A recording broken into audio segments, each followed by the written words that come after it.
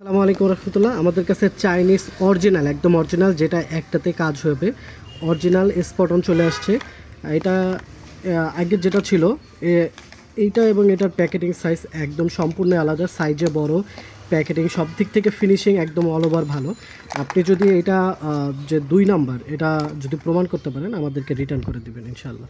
এটা একদম এই যে সিল করা এবং এটার প্যাকেজিং এবং এটার ভিতরের প্যাকেট একদম সম্পূর্ণই আলাদা, একদম সম্পূর্ণই দেখতেই আলাদা।